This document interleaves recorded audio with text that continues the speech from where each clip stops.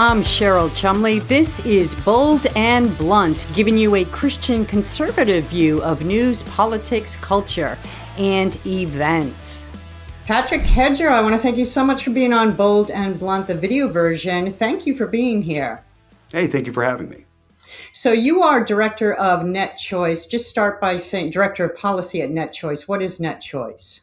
So NetChoice is a trade association, but unlike a lot of other trade associations, we are a principles-based trade association. So everything we do is for our guiding principles, which are to preserve free expression and free enterprise online and in technology policy broadly. And free speech, because this is what you're here to talk about today. Your company is watching with alarm, and I think you have a lawsuit going forth as well about the free speech infringements that are taking place in America, but not from within, from Europe and the UK. Talk a little bit about what's taking place. Yeah, so it is a long-standing fact that the Europeans are much more aggressive regulators in just about every aspect, and that is certainly true in technology policy. And that's why you don't see a European version of Google or a European Meta. There is really no European equivalent of the major technology platforms that we know and love today. And that is because Europe has a very aggressive, what we call ex ante or mother may I permission structure. And that is not just extending into innovation policy, actually building these tools, but it's extending into what you can say and do with them as well. And so that's what we're seeing starting to bleed into the United States. There are some folks here that are adopting some of these ideas, these heavy-handed regulations from the Europeans, and trying to implement them here in the United States, whether that's having to upload an ID to use these services or changing the very way these services work in order to suppress what would otherwise be legal speech here in the United States. So just to liken it to something so viewers might be able to understand even better what's going on. So climate change alarmism and climate change policy, the European Union and European countries will sometimes put in place environmental regulations. So if you do business with them, you have to abide those regulations. And what you're saying is the same sort of thing is happening with online digital speech. Yet the Europeans are very much so targeting American companies, and they're doing so mostly because they don't have any of their own firms. They've regulated themselves out of these markets. But you see these regulations that they put in place, whether it is the Digital Markets Act or the Digital Services Act. Those primarily target American-based companies, and it's really what we're seeing is European bureaucrats trying to micromanage how these systems work, and it reaches beyond their borders because these are fundamentally, interstate and global services. What you see here could be posted by somebody in Europe and vice versa. And so when European governments are regulating the speech on these platforms, you may have incidental censorship of American citizens. So the European Commission, just under the Digital Services Act, and if you want to explain a little bit more about that, feel free. I understand it came into being in 2023. But in December of 2025, the European Commission launched a lawsuit against X, Elon Musk's X company, using DSA. Do you have more specifics on how that is progressing? Yeah, I mean it's a number. It's one of a number of different cases under both the DMA and DSA that the Europeans have been pursuing against American technology companies, and a lot of these cases usually have to do with speech that is otherwise legal here in the United States, because we have to remember that the Europeans do not have a First Amendment. There are things that people are fined or even locked up for in both the European Union and the United Kingdom. That would not run afoul of any laws here in the United States. And so what you're seeing is, and it also is a shift in what we see in U.S. law versus European law in terms of who is ultimately responsible for speech. Under U.S. law, you are responsible for what you post online. What the Europeans are doing is trying to hold the tools responsible for what users are saying. And that is really, really problematic. I mean, imagine any other technology, like an automobile, for example. Imagine if you could hold the automobile manufacturer liable for a drunk driver. That's essentially what the Europeans are doing when it comes to speech platforms. And we're not just talking about the expected political speech. We're also talking about humor and satire, which is astonishing to me. But have there been any instances, any specific examples you can point to where these European governments have pointed to, say, satirical speech as being worthy of censorship? Yeah, I mean, I would say some of the stronger cases are probably in the United Kingdom. They have the Online Safety Act, excuse me, OSA, and people have, for making jokes, really have received. Been threatened with jail sentences. They've been visited at their homes by authorities. So that's really concerning. What's so concerning about that too is that you see clones, cousins, if you will, of the Online Safety Act being introduced here in the United States, which is really, really concerning. You have the not the Online Safety Act, but you have the Kids Online Safety Act, which has a lot of really vague terminology within it that allows bureaucrats to determine what is and what is not acceptable speech for kids to see. And that will inevitably lead to a suppression of speech that is otherwise legal. So this seems more like something that should be coming out of China and not the UK, not our European allies. What's going on in Europe that this censorship type of movement would be sweeping those nations?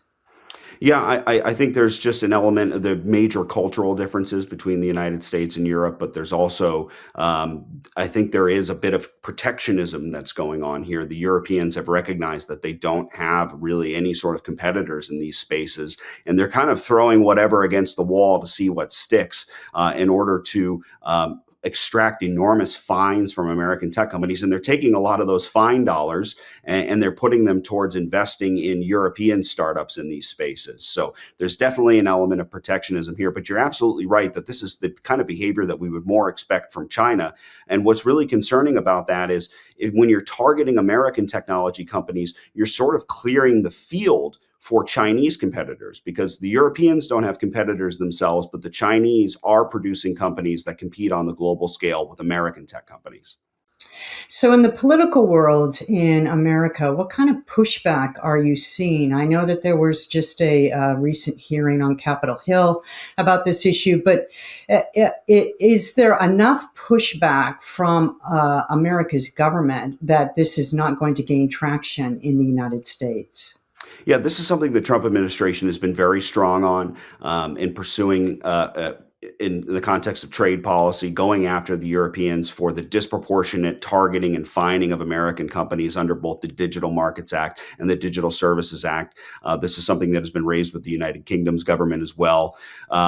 But it's unfortunate that at the congressional level and at the state level, where we're seeing a lot of these bills introduced that would suppress speech here in the United States and censor American citizens, they don't neatly fall along party lines. And so you have bipartisan support for these things and bipartisan pushback. And so there are a lot of mostly folks that are concerned with civil liberties on both sides of the aisle that represent sort of the bulwark against these types of policies, be that more libertarian conservatives or progressives that have a strong defense of civil liberties, understanding that there are major privacy concerns that come with all of these laws because they ultimately require identifying who is doing the speech online.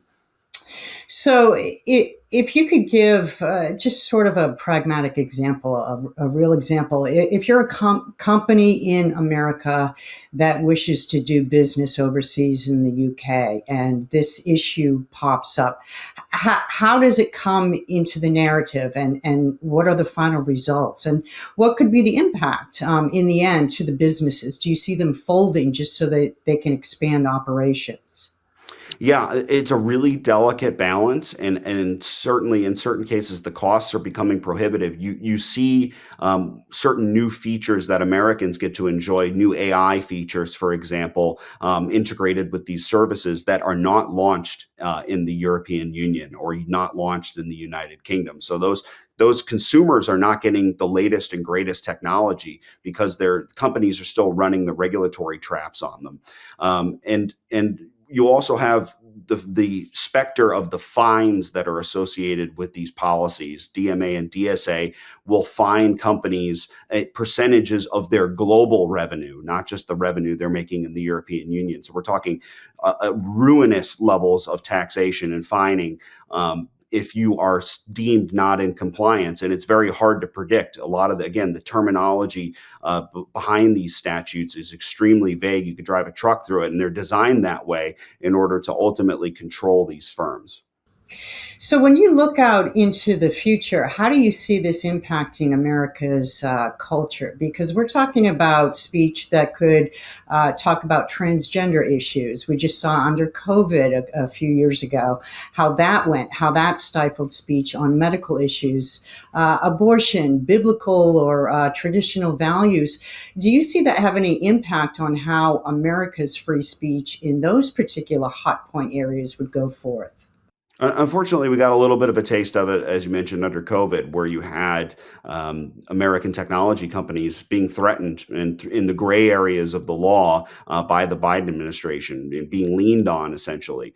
And so, what we're worried about is a codification of the ability of bureaucrats and other government officials to be able to lean on companies and say, if you don't suppress speech on this service over here, maybe we're not going to let you acquire this company over here, or we're going to look at some new types of regulations that may be harmful to you. It's a term that we call jawboning, and we don't want to see the ability of that codified, right? We want to reduce that from happening.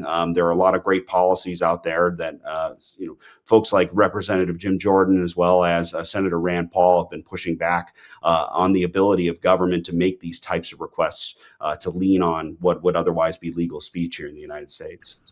So there has just a couple of questions. I know our time is growing tight, but there has been a movement in America over. You could go back a couple decades when it started over hate speech, and now we're at the point where we're talking about offensive speech and safety issues because of speech. And when you take that trend, which isn't something that really founding fathers envisioned when they penned the First Amendment. And then you combine it with how younger Americans are being trained to monitor and self-monitor their own speech so as not to be offensive to others. Where do you see this leading in America? Is it going to spring back, or are we going to continue down this path of acceptable censorship?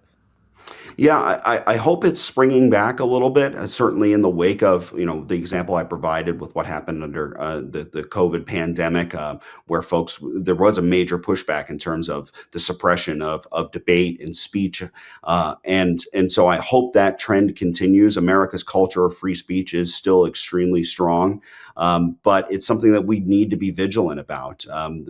We have to be able to understand what is so special about the First Amendment. We have to understand that the First Amendment is a restriction on government action, and it is unique in the rest of the world. And that the speech that is protected by the First Amendment, popular speech doesn't need to be protected. It's the unpopular speech that needs to be protected, and I think that's something that folks need to remember. And just last question, Patrick, just explain, I don't know how much you can go into it, but explain what your company specifically is doing to fight. Yes, we see a number of laws at the state level that we've been pushing back on. We certainly work on pushing back on onerous restrictions at the federal level that may lead to censorship. But at the state level, not only are we visiting with state legislators and testifying against bills that may lead to you having to upload an ID to use basic digital services, therefore tying your name to everything you do online, including your speech, or other laws that may suppress legal speech, some things that we call like age-appropriate design codes, for example. When those progress past the legislative stage and become law, our company is also litigating against those. And we've had a number of successes litigating against these ID requirements as well as other speech suppressive laws, and have taken them all the way up to the Supreme Court with success. Wow. Well, I really want to thank you for your time. This is such a perilous time for free speech, and I think most Americans aren't even aware of how perilous it has become. Patrick, thank you so much for being on Bold and Blunt. I appreciate your time. Thank you.